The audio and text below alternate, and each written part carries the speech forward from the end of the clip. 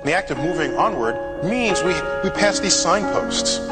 One of them was first leaving Earth. The next one is hanging out on the moon. What's next? The planets.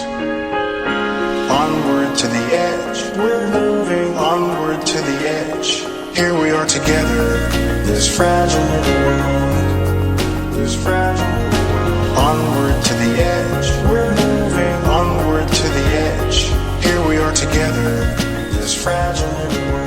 Hello and welcome to Voices from L5. Today with me is Geoffrey Landis, a scientist at NASA Glenn Research Facility and in his spare time a science fiction author. Today we're going to be talking about a pretty interesting topic that I don't think gets a lot of press. We're going to talk about the colonization of Venus. Hey Geoffrey, how you doing? I'm doing pretty good. How about you? I'm great, thank you. I'm great. So, like I said a little bit in the intro there, the colonization of Venus is, I think you might be the only person I've ever seen write about it besides, I think there's some pulp sci-fi novels that were written way back when, and there's a history to it somewhat in that Venus was thought of as a sort of temperate jungle planet a long time ago. So this topic is completely out of my wheelhouse insofar as my understanding of it. Why don't you give us a little bit of background? Okay. Well, I've been involved in the space business, but also involved in space advocacy for quite a long time now. And, of course, everything that all of us really want to go out and not merely explore space, but we want to settle space, we want to industrialize space, we want to move out into the solar system as a place to live. And, of course, a lot of the thinking in the 70s and 80s was the idea of free space colonies, L5 and the followers of Jerry O'Neill. But I started thinking, well, where else could we go? What would be the most attractive environment to go to in the solar system? Mm-hmm. And oddly enough, I was thinking that despite all of its evident problems, in many ways, Venus is a very attractive place to go if you want to not merely explore space, but settle space, to build colonies and then cities where you can live permanently. Okay. I think a lot of people, upon hearing you say that, are going to have the same reaction I did to when I saw the title of your paper. How? Would be probably the most obvious initial question. You mentioned that Venus has a lot of obvious problems related to its settlement. And I mean, what a world it is, right? It's an incredible place. The weather there is absolutely just mind-boggling, and the atmosphere is so very different from ours, at least to my understanding. Settlement there seems to be prohibitively difficult. How would... Give me the broad idea of how we would go about settling that place. Well, at first look, you think of Venus and say, wow, there's no chance we could settle there. Exactly. Surface is 450 degrees C. That's hotter than your oven. The atmospheric pressure is almost 100 times as higher atmospheric pressure than the Earth has. And it's, of course, carbon dioxide, so you can't breathe it anyway. And then adding to all that, the surface is entirely shrouded in clouds all the time. And those pretty white clouds are concentrated sulfuric acid. Right. So at a first glance, you look at it and say, wow, that's not your most hospitable place. You would literally rather try to terraform hell. Mm-hmm. But then it turns out, when you really look at Venus, just like Earth, the higher you go up in the atmosphere, the cooler it is. On Earth, of course, you go up and it's too cold. The top of Mount Everest is icy all of the time. Mm-hmm. But on Venus, when you go up to an altitude a little bit over 50 kilometers above the surface, you get to a region where the atmospheric pressure is very Earth-like, a little bit below Earth's atmospheric pressure, and you find a region where the temperature is just right. It's that liquid water temperature of about 20 degrees C. So the point for settling Venus is that you don't want to settle the surface. You want to get to that region above the surface, just above the thick middle cloud layer, where the temperature is very Earth-like, very nice, the right temperature, the right pressure. Mm-hmm. And what you find is that's the place in the solar system that other than the Earth is the most Earth-like environment in the solar system. It's a natural place to want to settle. Wow. Yeah, when you put it like that, that does give it a couple points in its favor. So you're thinking now, instead of living on a surface, you're going to be floating cities in the clouds. And you might say, wow, don't we need a planetary surface to live on? But, well, actually, maybe we don't. That was Gerard O'Neill's whole point, is he said, hey, we don't need to be surface-centric. We can live without a solid surface. We just need to build our own surfaces. So we could build cities in the clouds of Venus, if we chose. Okay. Now, one of the major things that Gerard O'Neill sort of talked about is that he felt, at least at the time, that a lot of his ideas were technologically feasible at the time. Whether or not that's true is a debate, but a lot of his designs at least purported to work on current understandings of our technology and of the physics of how he understood how space worked at the time. With this Venus idea with the floating cities, how would something like that work given our current technology? Is there anything that we need to invent before that's possible? Or are we talking Island 3s where, in theory, you could do it, but there's practicalities involved? Well, there's always practicalities. Sure. You never get around the fact that when you're doing something new, there's a lot of technology that you're going to have to learn and deal with.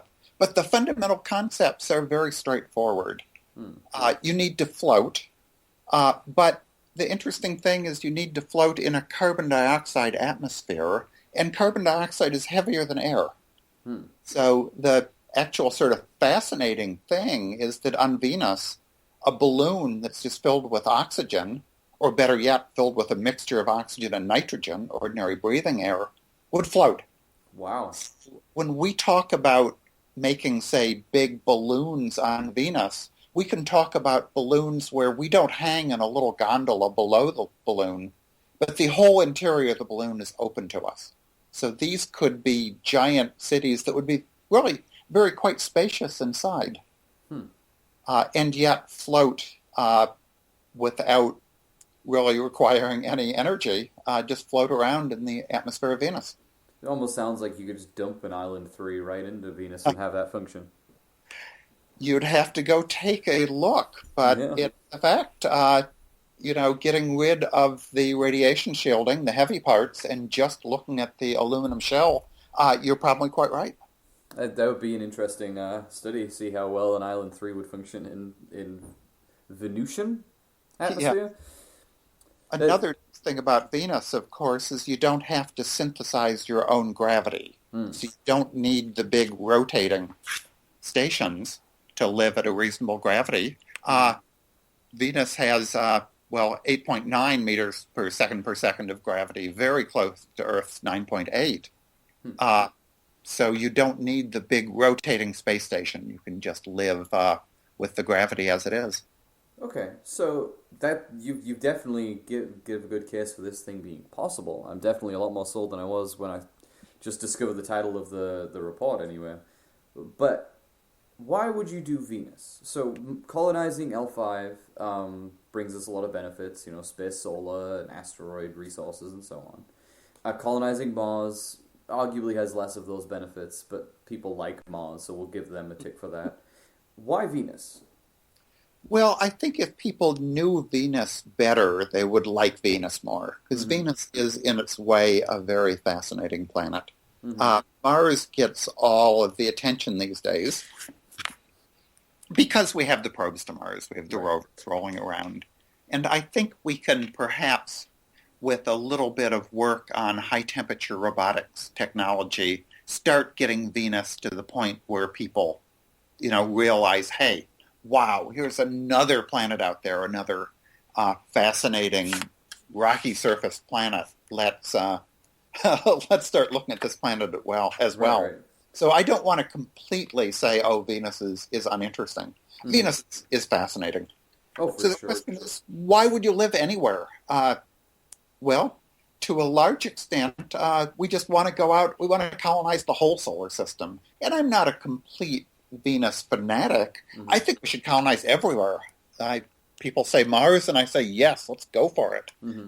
Venus, sure. Mercury, asteroids, the solar system. I think we should go out and live everywhere. It's a big solar system. We should go out and find places. Yeah, I mean, why not, I guess, when you're looking at it from that attitude. But Venus is easy.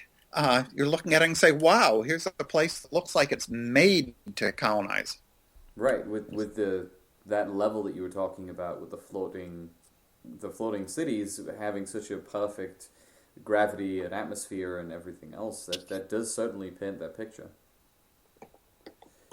Is there anything about Venus in particular that makes it a right place for not just colonization, but I hate to use this word, but exploitation? Is there anything about Venus that we could mine or gain by going there? Well, there's a lot that we don't know about Venus. And actually, there's a lot that we don't know about resources of space in general. Yeah, true that. The things that you need for life are mostly there. Mm-hmm. So carbon dioxide is a great resource. You've got carbon, you've got oxygen. There's plenty of nitrogen in the Venus atmosphere. Venus is a little bit deficient in hydrogen, but it's not completely deficient. Those clouds are sulfuric acid, and you can pull the hydrogen off of that.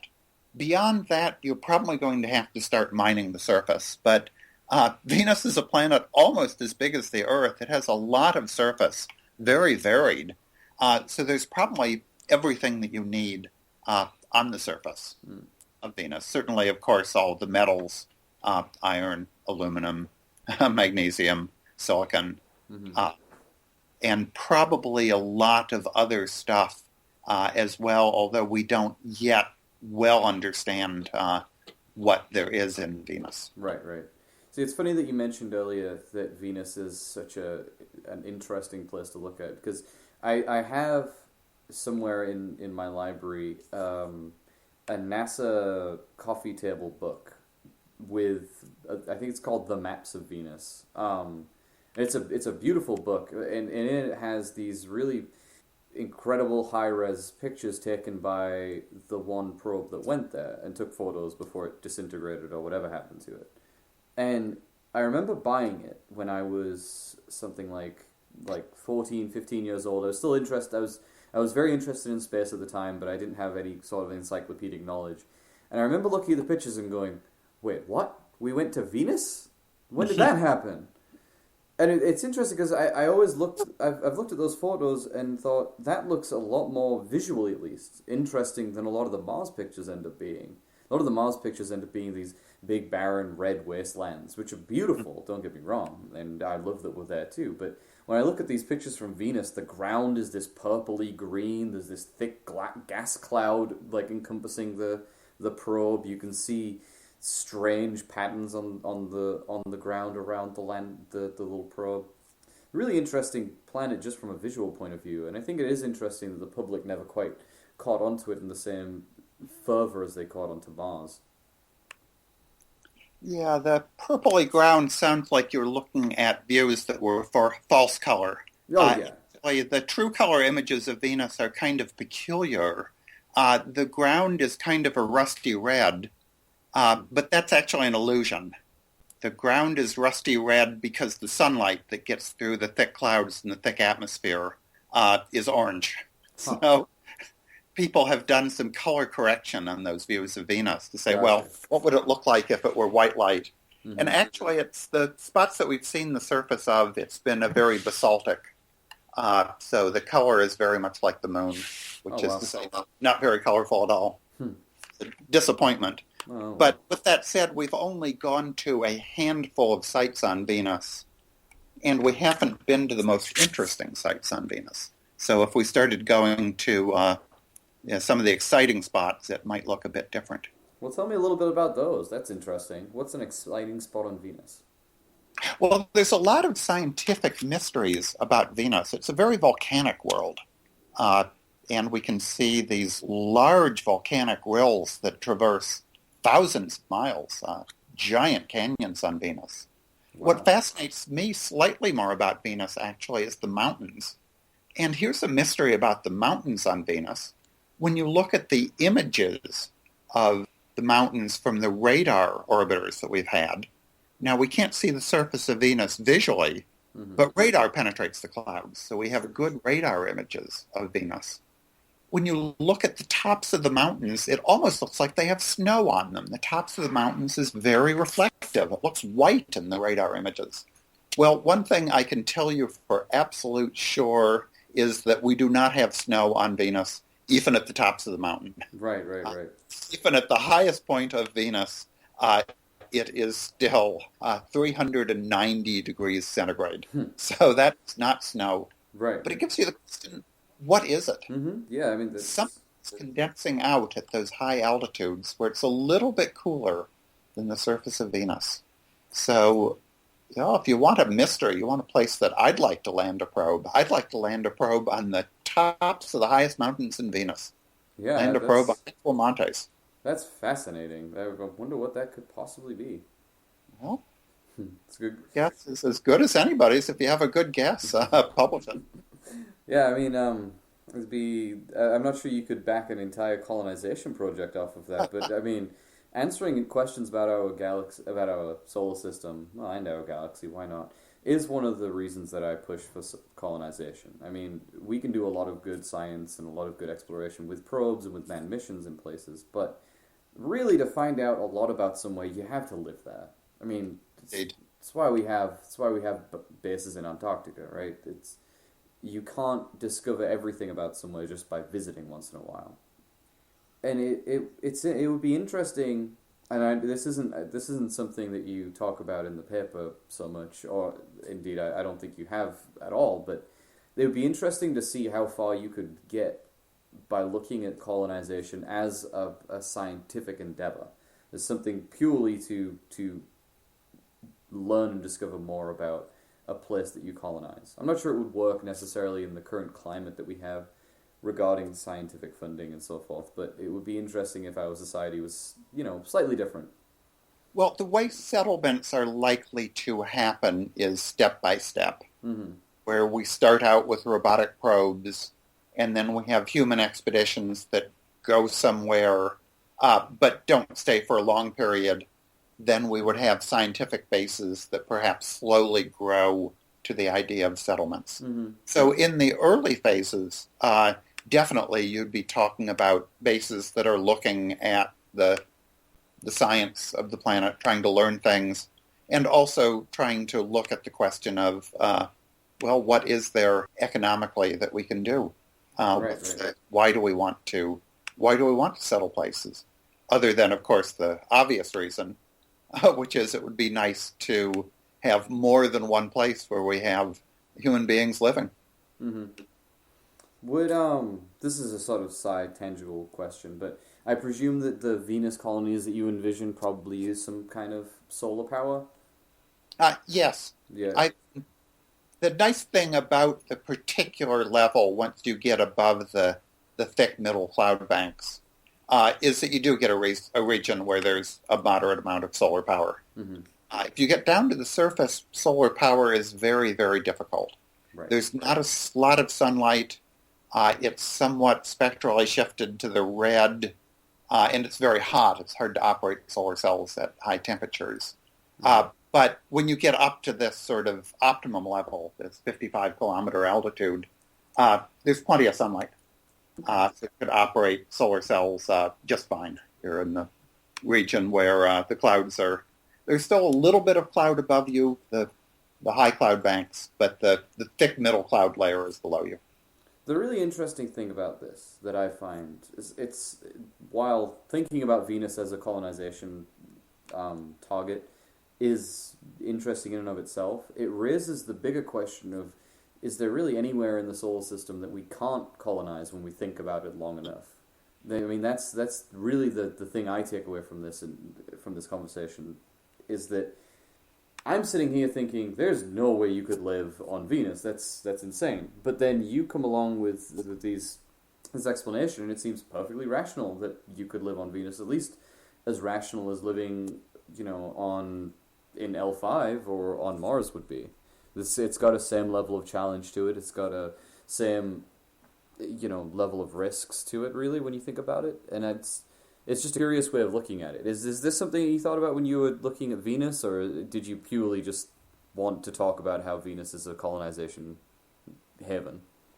Well, I've spent a lot of time thinking about Venus and Venus exploration, but I'm with you. I think we should go out into the whole solar system. It's a big solar system. There's a lot of places, and we should go everywhere.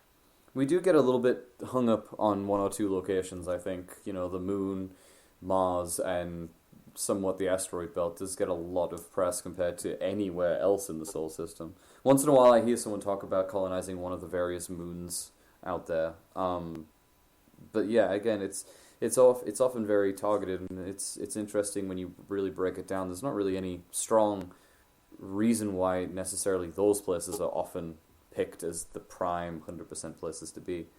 Are there any other locations in the solar system that you've thought about that might be an interesting target for settling that aren't often talked about?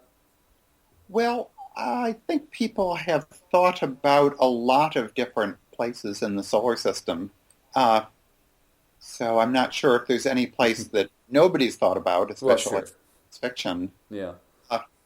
There's some interest, I think, in the outermost of the Galilean moons of Jupiter. Mm-hmm. That would be Callisto. Yeah, those were one of the places that I mentioned about. On very, very rare occasions, someone mentions something like that. Well, the problem with the moons of Jupiter is the ferocious radiation belts of Jupiter. Mm-hmm. So you really wouldn't want to get very close to Io. Mm-hmm. And even Europa and Ganymede are pretty deep in the radiation belts. Right. You might be able, of course, to drill below the ice and actually put habitats underground, although that would be kind of boring. Right. But even there, just getting to the inner moons of Jupiter would be hard. Right. Because you'll be penetrating a pretty ferocious radiation belt. The interesting thing about Callisto is it's pretty much out of the thick radiation belts. It's the one moon of Jupiter that you could actually go outside and walk around on without saying that I'm going to die if I expose myself to this environment. Right. It's an interesting way of looking at the solar system. It's not often that we sort of look at it as just a collection of potential homes. So let's roll back to Venus a little bit. Because it honestly sounds like you have a lot to say about the place. So we've went over a couple of the characteristics, a couple of the interesting things that Venus is a worthwhile place to go, and we talked a little bit about how you do it. Now, a lot of the questions that are raised about settlement of Venus sound a little bit like the questions that are raised about space settlement in general. You've got the strange atmosphere, you've got the lack of oxygen, you've got the various weathers that you got to deal with, whether it's radiation or whether it's literal weather in the case of Mars. Is there anything unique to Venus that you would have to deal with besides the floating city aspect of it that would be different than if you were saying trying to settle Mars? For example, if you try to settle Mars versus trying to settle L5, you have a whole array of different conditions that you're trying to manage. Is there anything about Venus that's specifically different? Well, here's one interesting thing about Venus that would make living in the Venus colony much more interesting. Venus actually rotates extremely slowly. The solar day on Venus, it actually rotates both slowly and retrograde. But the solar day on Venus from sunrise to sunrise is 117 days. But in the floating city, that wouldn't be what you deal with. Because although the surface rotates very slowly, the wind goes around the planet much more quickly. Oh, I see. So at the levels that we would be floating, the wind goes around the planet in 4 days. So the city would float with the wind. So you would have a day from sunrise to sunrise of about 4 Earth days. That is very interesting. I don't think that would be all that hard to adapt to. You'd have sort of an interesting cycle where you'd have sort of 2 days of constant sunlight and then 2 days of darkness. Yeah, I don't think that would be too difficult for humans to adjust to either, especially when you're talking about a colony, a habitat, where, some things are adjustable. It wouldn't be impossible to let people sleep in the day and so forth. It's it sounds almost like you're living in a space station almost at that point, though, where you're traveling around the planet rather than the planet traveling, hmm That's very interesting. Just, I mean, I guess it wouldn't be, for the people living in it wouldn't be so different, like, as an experience, but thinking about it's definitely different. It definitely challenges the way we think about what a day is. hmm I wonder if we come up with any special names for it. Wind days and so on. That is a very interesting characteristic of the planet. Now, it sounds dangerous, to be blunt. Obviously, disasters is something that we talk about a little bit when we come to settlement and dangers of these settlements, and we have lots of big movies about how dangerous space can be. The Martian, it just came out, and that's sort of a big topic right now of, the dangers of space exploration, never mind settlement. It sounds like if something went wrong with a Venus colony, it sounds almost catastrophic if something went wrong with a balloon or something. Is there anything I'm missing there? Is there any sort of... It sounds to me like if one of these cities went below the clouds, you've got sulfuric problems to deal with, and then you've got the surface, which is, as we said, pretty hostile. How risky exactly is a Mars colonization in comparison to other space colonizations, which, let's be fair, are equally massively risky? Well, I think you have to just realize that if you're going to be living in space, anywhere in space, you're surrounded by a hostile environment that is going to kill you if you make mistakes. Right. So you're going to have to place a lot of thought into not making any catastrophic mistakes. Mm-hmm. In many ways, I think the Venus colony would be the easiest one and the least risk-free one because you're not in a big pressure vessel. Right. The pressure on the inside would be pretty much identical to the pressure on the outside. So you don't have that great tendency that you would in any big pressure vessel that you're trying to hold in many tons per cubic meter of force. Right. There's no explosive decompression. Exactly. Potential. If you put a hole in the colony, a little bit of atmosphere would leak in, but you're not going to pop like a balloon because there's no pressure differential between the inside and the outside. I think to be wise, you would not make a Venus colony probably the way that the artists love to picture it, with a single giant bubble. You would probably have many bubbles, probably hundreds of bubbles, so that any single habitable bubble is not going to be the critical one, that if you disrupt that bubble, Right. you're falling down to the surface. How's the radiation on Venus? A nice thing about Venus is it does have a nice thick atmosphere. So even though you're above 95% of the atmosphere at the level that you want to float at, above 99% of the atmosphere, there's still many tons per cubic meter, many tons per square meter of atmosphere above you. So it's still pretty well radiation protected. There's not a lot of radiation there. It doesn't have a strong magnetic field, so you still do get some cosmic rays. Interestingly enough, being a little bit in closer to the sun, you're better protected by the sun's magnetic field, which does divert some of the cosmic rays. So it's not a hugely bad radiation environment. You luck out. You have protection of a thick atmosphere. Wow, yeah, we're really ticking a lot of boxes here for Venus. Might be changing the podcast name soon. Voices from... What's the name of the mountain again? Voices from Maxwell Montes. There you go. You start your own show, Geoffrey. Okay.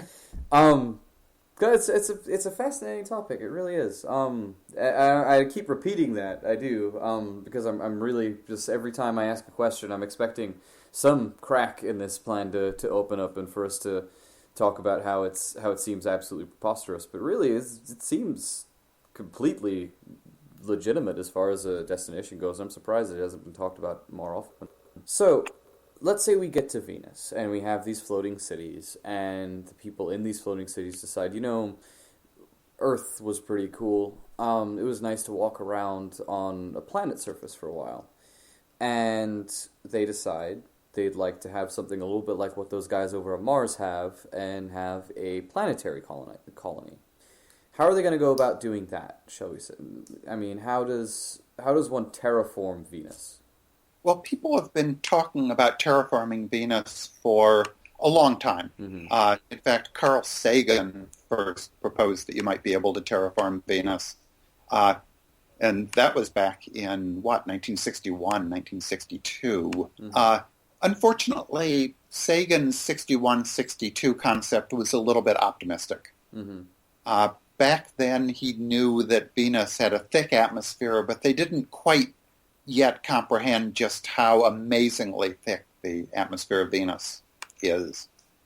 So Sagan's idea that, you could put some bacteria in the atmosphere and convert the carbon dioxide to carbon, just graphite, that would then settle down to the surface, and then you'd have an oxygen atmosphere, just doesn't work. Mm-hmm. The problem with Venus is it has just way too much atmosphere, and there's just no way around the fact that there's too much atmosphere there.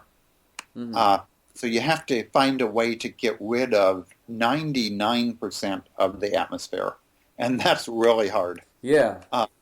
If you want numbers, you have to get rid of 500 quadrillion tons of atmosphere. Good Lord. And even then, that just gets you down to the bare rock, where you still have to turn that into a planet. Right. There's been some wild thinking about how you might do that, but really that's beyond the technologies that we really have. Right. So actually, I have another approach for terraforming Venus that I've proposed that just avoids getting rid of the atmosphere and just sticks with the floating cities concept and just moves a little bit beyond that.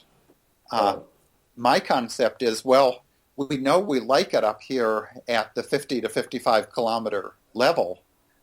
So all we have to do is build up the surface.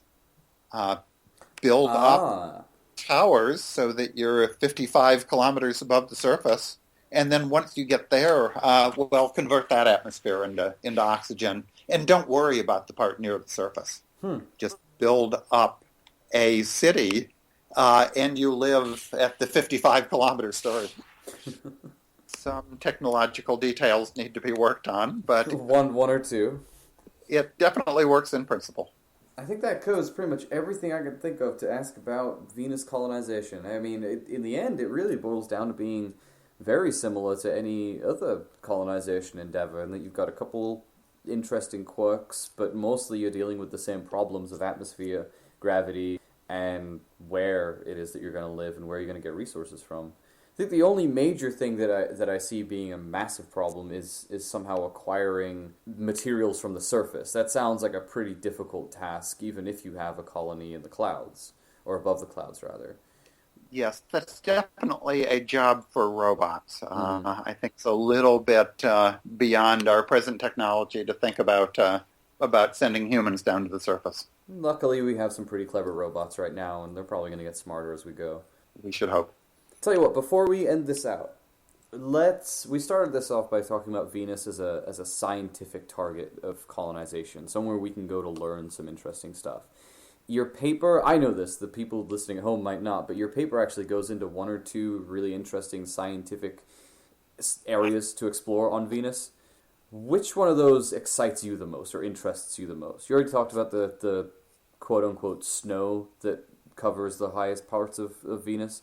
What else on there would you really like to take a peek at? Well, the hardest question, but the most interesting question about Venus is the astrobiological question. We know, or at least we think we know, that in the very early solar system, Venus was not the hell planet that we know today, but was a much more temperate planet that we think had an ocean on it. So there was once an ocean on the planet Venus. Of liquid water? Of liquid water. Wow. So we know that on the planet Earth, life started very soon after the surface of the Earth got a temperature cool enough that water became liquid. Life started on Earth very, very quickly. It then took billions of years to evolve into the multicellular life we have today, but it did start very quickly. So the ultimate question on Venus is, did Venus ever have life? Right. Back in the early solar system, 4 billion years ago, might it have been a much nicer environment that could have had life, could have had its own ecosystem?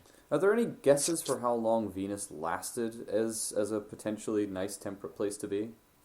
There are many guesses, but not a real answer to that question. Some people think maybe only a few 100 million years. Some people think that it may have been a temperate planet with oceans for as long as 1 billion years. I mean, either of those answers give you the potential for life still. Yeah, as yet, it's still a very... Definitely be. So, astroarchaeobiology. That's definitely an interesting new science we can start opening up. Can we have some job openings over at NASA for that? Well, if we can figure out, what happened to Venus? Why is it an evil planet now, but nice now? What happened? That would be another thing we'd like to know. Yeah, that's fascinating. This has been an absolutely incredible episode. I've learned a lot, and I think a lot of people at home are going to have learned a lot. And I've never seen someone take a subject that seemed so out there to me and turn it into something that I completely believe in now. I hope we go to Venus. Thank you so much for being on the show, Geoffrey. Okay, well, thanks for inviting me. No problem. And for our listeners at home, Geoffrey's actually got a lot of other very interesting things that I think he would be fantastic to talk about. So I hope we get him on again. Geoffrey, your website, you want to plug that for our listeners at home to check you out? Well, it's just my personal website, but if you can spell my name, that's the hard part. I am geoffreylandis.com. I'll go ahead and put a link to that in the page that goes up with this, because I enjoyed reading your site. It was good. Oh, great.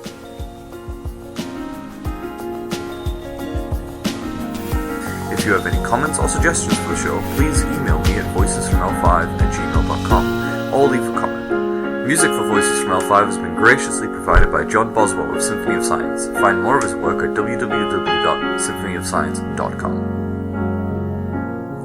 Hey, if you like what we do here and you want to hear more experts from all sorts of fields talking about space settlement in ways that you might not hear anywhere else, consider donating to our Patreon account. We really rely on donations to keep the show going, and even a small donation helps us get better guests, better equipment, and produce a better show for you. We have some great goals in mind for the show, and we'd really like to make something special.